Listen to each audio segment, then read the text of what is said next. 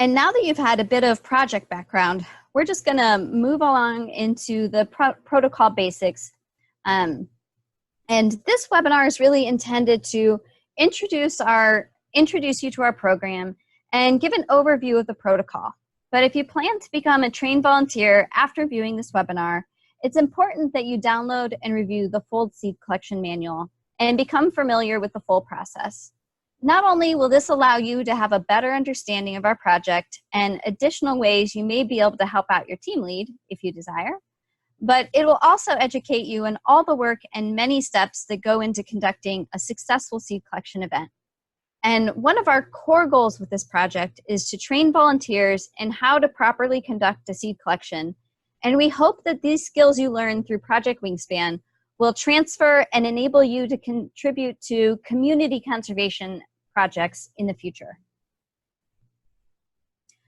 So Project Wingspan is a pretty large project with a lot of moving wheels. And as such, there's several tiers of responsibility to keep everything moving forward and ensure that no one person is saddled with all of the work. So Elizabeth Kaufman and I are the Pollinator Partnership Program Leads, overseeing and organizing the program with the help of our core partners, as well as leading trainings and managing the seed collection and distribution effort. And we're here to help answer any programmatic questions you may have. We also have state coordinators for each of our 6 target states. These coordinators will be working directly with our volunteers to support and coordinate efforts within their respective state.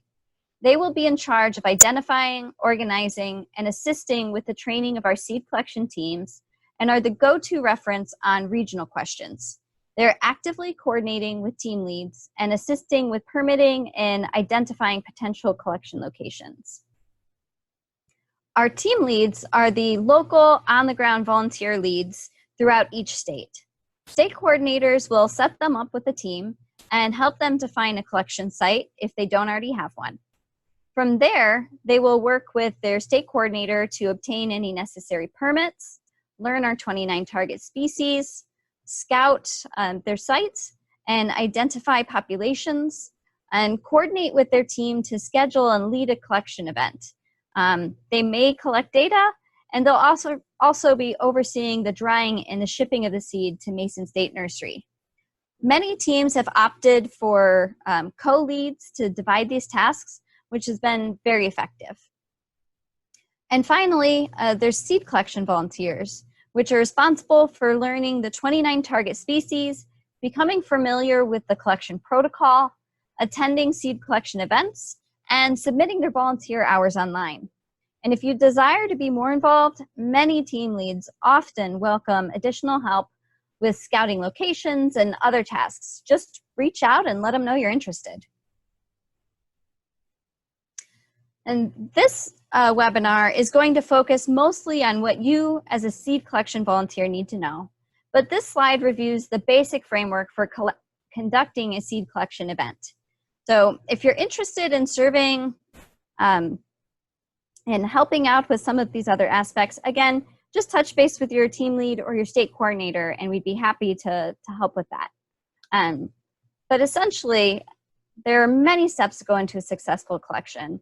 And that includes reaching out to contacts and finding populations of any of our 29 species, obtaining permission to access these properties and actually collect the seed, being sure to fill out the volunteer waiver, scouting these potential sites to confirm the plant identification, assess whether or not the population is large enough, and also estimate time of seed set. And then scouting again during that estimated seed set to see if the seed is at maturity, if there is a high enough quality, and if that population, is still there and a collection can be scheduled. Then our team leads will be setting a date, contacting volunteers to arrange that collection event. Then we gather the seed, collect the data, dry, clean, and ship the seed, and that's essentially the overview of how a collection happens. And for you, seed collection volunteers, we really just expect you to complete the underlined, bolded tasks on the screen. So filling out that volunteer waiver, Of course, becoming familiar with our species, and then gathering seed and helping with that effort. So even though your team lead will have already gone out and scouted the site to make sure it's ready for collection, you still need to learn how to differentiate between an immature and a mature seed head or seed pod.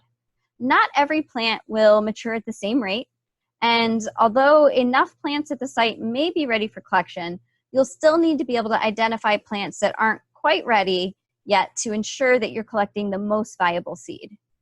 And so you can see in these two photos of the golden Alexander or Zizia aurea, many of these qualities that we look for. And that will be a change in the fruit or seed color. If they are in a pod, the fruits may be splitting or breaking open. In some cases, if the seeds are in a seed capsule, they can rattle and you'll be able to hear them be nice and dry and loose in that pod. And the seeds will be hard and dry. And again, some seeds will have already dispersed. So one way of testing whether or not a seed is ready is to perform a seed cut test.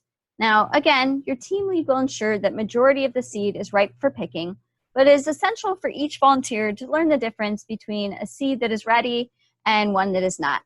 And one method of determining this is by conducting a seed test in the field. Not every seed is amenable to inspection using this method. Some are simply too small. And as such, it's important to always consider the visual assessment characteristics that you learned on the last slide when inspecting your plants. But that said, let's go over what a cut test is and what it can tell you. So a cut test is a way of inspecting the internal tissues of the seed to check for maturity and viability. If a population, once it's cut, you see that at least like 30% of those seeds are either empty or seem to be bug infested, that's a great indication to move on and check out a different population, or increase the number of seeds collected in order to compensate for those non-viable ones. So that cut test can both tell you if your seed is really mature, but also, if those plants out there are of the highest quality, and about how many you might need to collect to get a good representation. And plants will not shed their seed until they're at maximum viability. So when you get to a site, you can compare the seeds and pods that are at their natural distribution phase and ones that are not, in order to avoid collecting undeveloped seed pods, seed heads, or seed itself. They will not continue to develop, in most cases, once removed from the plant. So it's essential to ensure that the material you're collecting is really ready. And so here are some characteristics of mature, immature, and damaged seeds to guide you. Through both a squeeze test and a cut test, you can tell a mature seed is usually based on a fully developed embryo. It'll have that harder outer seed coat, which will be really hard to break open with like your nail. You may need to use like nail clippers or something of that sort. And immature seed will often have a softer outer seed coat and inner tissue that can be a bit milky and just generally not as firm as that found in a mature seed. An empty seed, you can feel it. It's going to be slim. If you cut it open, you'll see that it's empty. And this is likely the result of insect damage or just simply failure to fully mature. So in order to reduce the likelihood of contamination of our seeds by insects, fungus, or other undesirable factors, it's important to only collect the seed heads, seed pod, and seed whenever possible. Please do not collect any excess materials such as stems and leaves when possible. And when stems are necessary, maybe in the case of a fluffy seed, you just need to get in your bag before it flies away, please remove them before shipping to the seed cleaning facility. While it may be silly to list weeds on this list of what doesn't go in the bag, we know all of our collecting volunteers are environmental stewards and would not intentionally contaminate our seed collections with this kind of seed. There are many ways that you can accidentally allow weeds into your bag.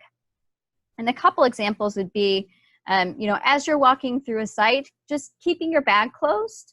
That way you can prevent any seed from a plant as you're passing it by falling into your collection bag. Also, if you're collecting with two hands and setting the bag on the ground, simply ensuring that nothing weedy is above you and could drop into your bag if you happen to bump into it. And finally, just being mindful of your clothing and being sure that if weed seeds get on your sleeves while navigating the site, that you brush them off before putting your arms into your collection bag. And while no seed collection is ever going to be insect-free, just do your best to avoid plants that appear infested with insects, just covered in insects. Just pass that one along and go on to the next.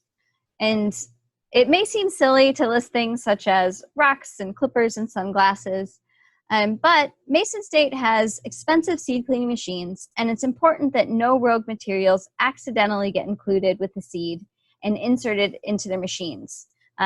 Oftentimes, rocks or clippers or sunglasses can be used to weigh a seed bag down during a collection, and those could either accidentally get passed along to Mason State, or your team lead may end up with several items that then need to find their owners, which is not fun for the team lead either.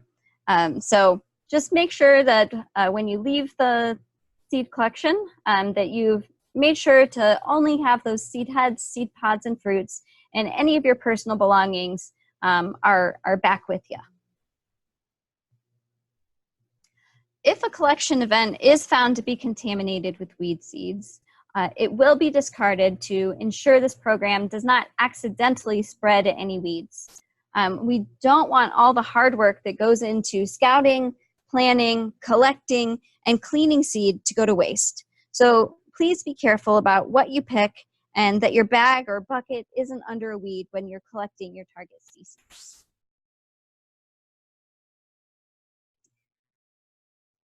So now that we know how to check if the seed is mature, let's talk about seed collecting techniques.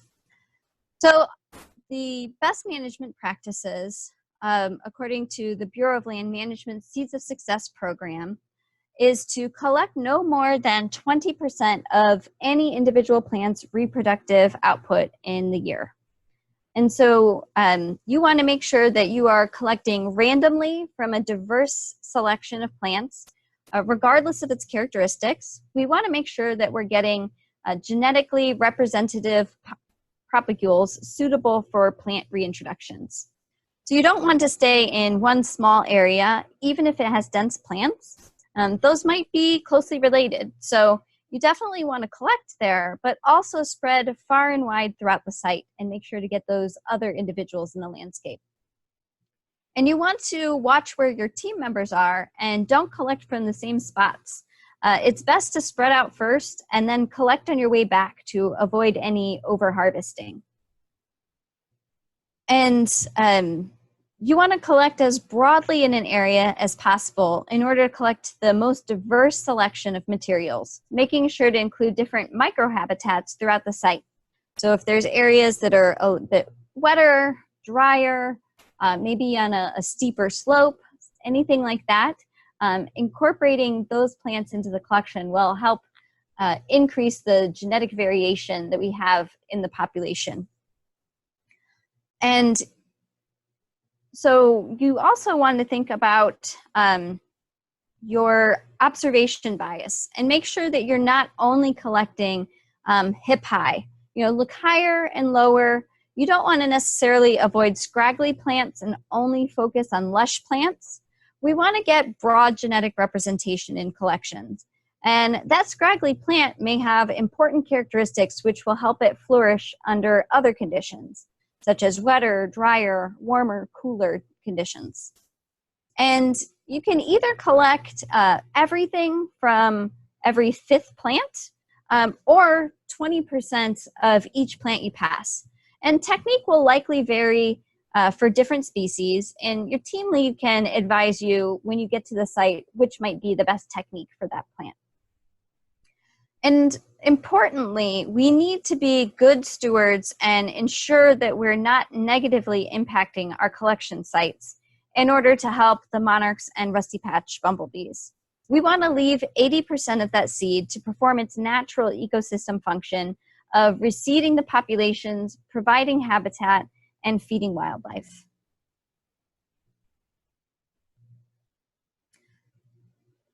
And thoroughly cleaning, testing, cataloging, and handling seed is very time-consuming work for our partners at Mason State Nursery. And they recommend that a collection result in at least an ounce of clean seed. Collections resulting in larger than an ounce are most certainly encouraged whenever possible. The more seed we can get, the more habitat we can enhance. And here are a couple photos to illustrate what an ounce of a few of our target species looks like, with a can of pop there for reference, for size.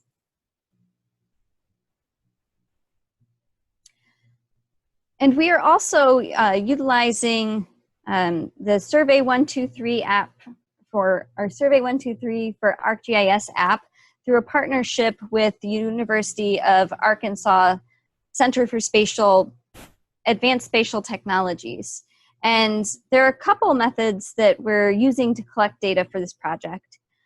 This webinar is not geared towards data collection, so I'll only be giving a brief overview of this part of the project so that you're aware of what others may be doing while you're out there collecting seed. And through this app I mentioned, we're partnering with the University of Arkansas to come up with a mobile application to capture the geospatial distribution of our collections.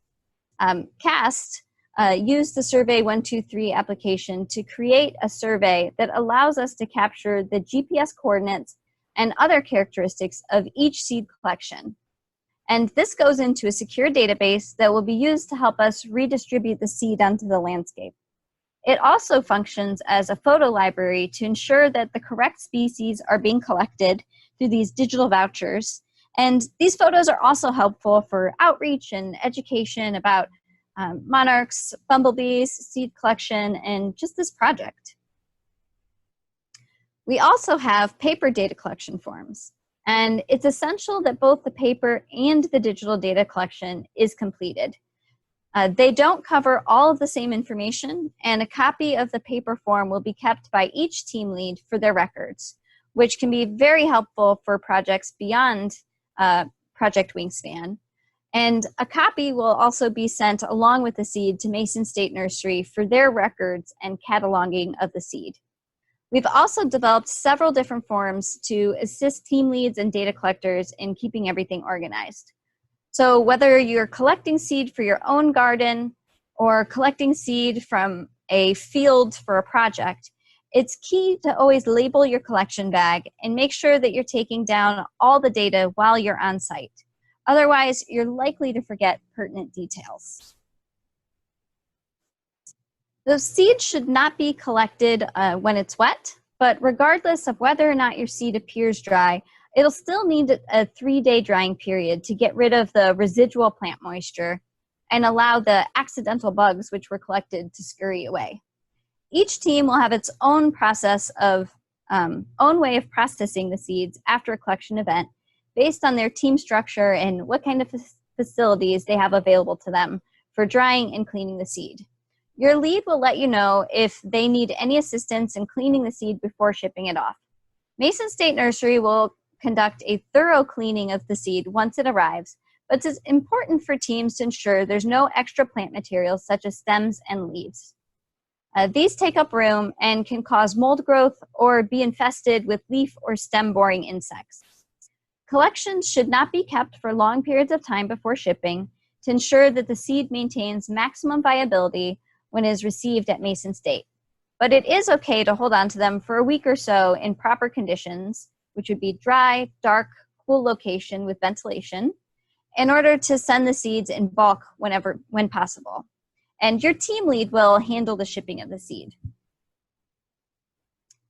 And so now we'll discuss some of the other things that you'll want to keep in mind when including safety concerns, controlling the spread of noxious weeds. So with safety concerns, it's important to remember to be careful when handling milkweed plants and even some of these other species, because the sap might be irritant to your skin, and if gotten into your eyes or face, may be damaging. So it's important to always be careful when handling these plants and being mindful of not touching your face or your eyes. And wearing gloves can definitely be helpful. And always make sure to wash your hands carefully when you're done collecting. If milkweed sap or any of these other plant sap does get into your eyes, you should seek medical attention to make sure and discuss any allergies such as latex with your partners on site. It's also really key to remember to just take care of those basic field operations. So remembering to hydrate, to wear sunscreen, to wear a hat. It's really important to make sure that you have, a minimum of a liter of water and ensure that you don't get dehydrated while out in the field. And it's also important to wear bright clothes whenever working near roads, and do not collect along busy highways. You always want to check for ticks after leaving the field, and we recommend tucking your pants into your socks and your shirt into your pants, as well as using insect repellent. And, being a good team member and doing tick checks on one another to make sure that you look good. You also always want to remain aware of your surroundings. So watch out for poison ivy, poison oak, poison sumac, and wild parsnip. And in natural resources work, including seed collections, equipment and organisms are often moved from one location to another. And this provides the potential for the spread of non-target species to invade new habitat. And non-target species are the plants, animals, diseases, pathogens, and parasites that are not intended to be moved. So as responsible environmental stewards, it's essential that we do our best to reduce our impact and prevent the movement of invasive and weedy species whenever possible. And that can be done by, first of all, educating yourself. So learn to identify the problem weeds that you might encounter. It's easy to learn to identify many of the problem weeds in your areas, and you can find a host of free identification guides wherever you are. There are many websites available to learn about your local problem weeds and invasive species. A couple places you can check are your Department of Natural Resources, Soil and Water Conservation Districts, Fish and Wildlife Service. Many of these and your local park systems will often have great information on local invasive weeds. Also, you want to make sure that you are coming clean. So before leaving the home, take a little time to inspect your gear and remove dirt, plants, and seeds from clothing, boots, gear, and vehicles. And whenever possible, wear low-tread footwear that doesn't hold soils, seeds, plant parts, or invertebrates.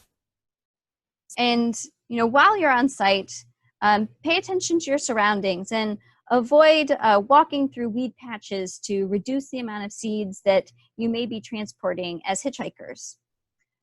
And also, you want to be sure to leave clean. So before you leave the site, carefully inspect yourself and your equipment at the end of your trip. Weed seeds will cling to most materials, so be sure to carefully check everything. Use items like a stiff brush, a stick, or a small screwdriver to help remove soils, seeds, and plant parts or invertebrates. You can use boot brushes and other removal devices when possible. And you want to make sure that you're not cleaning clothing or footwear or gear near waterways, because this may promote the spread of invasive species downstream. You can also put together a 70% alcohol solution to spray and sanitize boots and equipment as an extra precaution.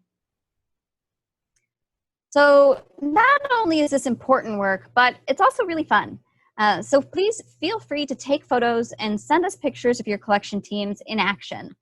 We can use these photos to then promote this vital on-the-ground work that our volunteers are doing and raise awareness about our imperiled pollinators' decline. And one of the many important measures that grant funding agencies look at to judge the success of a project is community involvement and volunteer support.